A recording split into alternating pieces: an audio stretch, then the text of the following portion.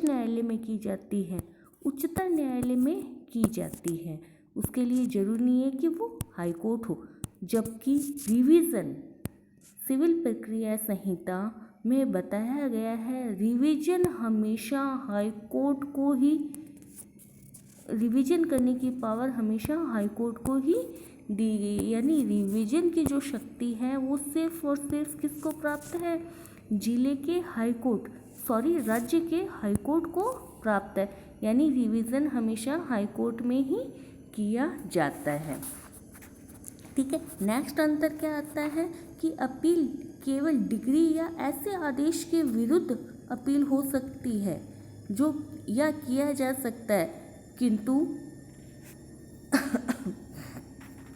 किंतु क्या है, रिवीजन का आवेदन हाई कोर्ट के अधीनस्थ न्यायालय के प्रत्येक विनिश्चय या निर्णय के विरुद्ध की जा सकती है, जिसके विरुद्ध पहली या दूसरी अपील ना होती हो किया जा सकता है। तो अपील का क्या है, सेकंड अंतर ये बता रहा है कि अपील ऐसी डिग्री या आदेश के विरुद्ध की जा सकती है जो अपील के योग्य हो। यानी कहाँ पे बताए हैं, डिग्री कहाँ पे बताई है, सेक्शन 96 से लेके 99 में अपील के विरुद्ध, डिग्री के विरुद्ध आदेश या अपील की जा सकती। ऑर्डर्स कहाँ पे बताए हैं, ऑर्डर्स बताए हैं और आदेश ऐसे बताए हैं जिनकी अपील कहाँ पे हो सकती है। तो ऑर्डर 43 में बताए हैं कुछ ऑर्डर्स हैं जिनकी अपील हो सकती है, सभी ऑर्डर्स की अपील नहीं होती। डिग्री की फर्स्ट अपील भी हो सकती है, सेकंड अपील भी हो सकती है, ऑर्डर्स की सिर्फ फर्स्ट अपील होती है। तो सारे ऑर्डर्स अपील योग्य नहीं होते हैं। लेकिन रिवीजन है, लोअर कोर्ट के प्रत्येक डिसीजन या निर्णय जो भी लोअर कोर्ट ने किया है उसका रिवीजन किया जा सकता है। कहाँ पे किया जाएगा रिवीजन, हाई कोर्ट में किया जाएगा, चाहे वो फर्स्ट अपील उनके विरुद्ध की जा सकती हो या दूसरी अपील होती हो या ना होती हो। ठीक है, थर्ड अंतर आता है कि अपील का अधिकार एक संवैधानिक अधिकार है, एक सार्वभौमिक अधिकार है। यानी जिस व्यक्ति के लीगल राइट्स, विधिक अधिकारों की क्षति हो रही है उसे एक विधि यानी संहिता के द्वारा दिया गया एक सार्वभौमिक अधिकार है। अगर संहिता में नहीं दिया होता तो किसी व्यक्ति का अधिकार नहीं होता, लेकिन संविधि यानी संहिता द्वारा प्रदत्त किया हुआ है या उस संहिता द्वारा प्रदान किया गया सार्वभौमिक अधिकार है।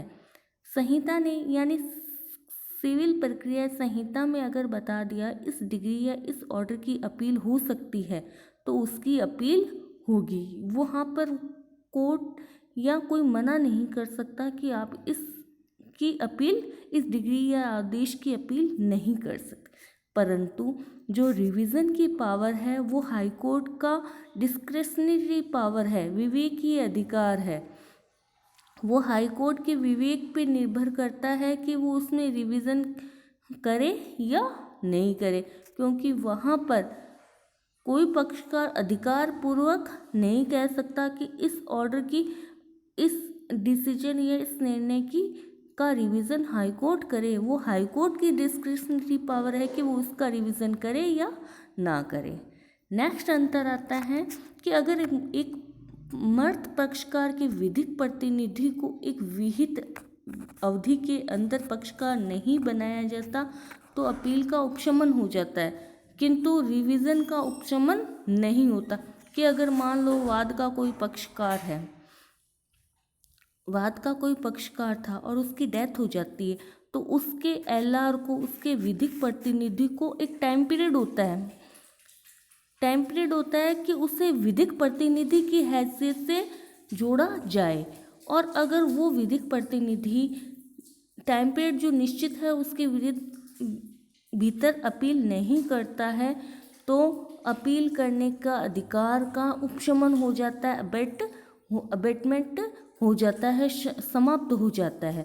लेकिन अगर एलआर के द्वारा टाइम पीरियड के भीतर, लिमिटेशन अवधि के भीतर अगर पुनरीक्षण रिवीजन का आवेदन नहीं किया जाता तो रिवीजन करवाने का जो आवेदन है उसका अधिकार समाप्त नहीं होता, उपशमन नहीं होता है। नेक्स्ट अंतर आता है कि अपील तथ्य संबंधी लॉ एंड फैक्ट दोनों प्रश्नों पर की जा सकती है, यानी किसी पक्षकार के को विधिक क्षति या तो फैक्ट के आधार पे हो रही है या लॉ के आधार पे उसे लगता है कि जो डिसीजन आया है उसमें या तो तथ्य संबंधी भूल है या विधि संबंधी भूल है, तो वो इसके लिए दोनों ही प्रश्नों पर अपील कर सकता है। परंतु जो रिवीजन है कार्य संबंधी त्रुटि के संबंध में ही किया जाता है, उसके लिए लॉ एंड फैक्ट का क्वेश्चन होना आवश्यक नहीं है। उसके लिए जुरिडिक्शन की गलती होना या त्रुटि होना आवश्यक है, तब रिवीजन किया जाएगा। नेक्स्ट अंतर आता है कि अपील केवल एक मेमोरेंडम ऑफ अपील के माध्यम से ही की जाएगी, यानी अपील का एक परफॉर्मा होता है जिसे अपील का ज्ञापन बोलते हैं। ये ऑर्डर 41 में बताया हुआ है, ऑर्डर 41 के रूल 1 में बताया हुआ है कि अपील हमेशा अपील के ज्ञापन में ही की जाएगी, मेमोरेंडम ऑफ अपील में ही की जाएगी। अगर कोई सिंपल एप्लीकेशन लिखकर अपील करना चाहता है तो वहाँ पर अपील नहीं हो सकती, लेकिन रिवीजन के लिए ऐसा आवश्यक नहीं है।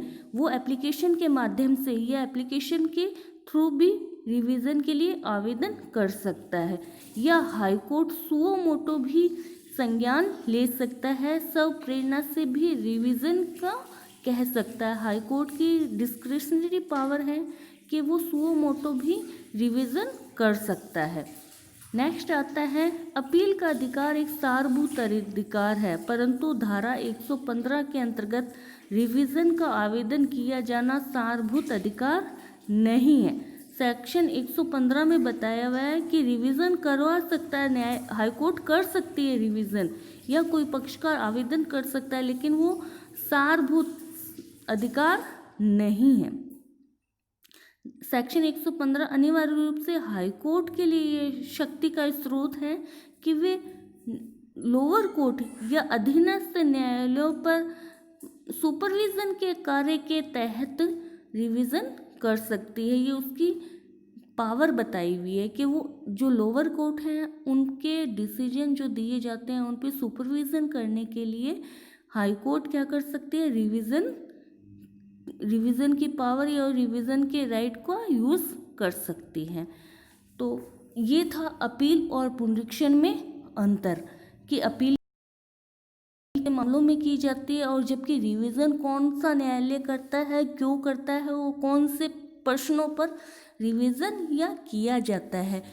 आई होप आपको समझ में आया होगा। अगर नहीं समझ आया तो प्लीज़ कमेंट कीजिए। Thank you so much.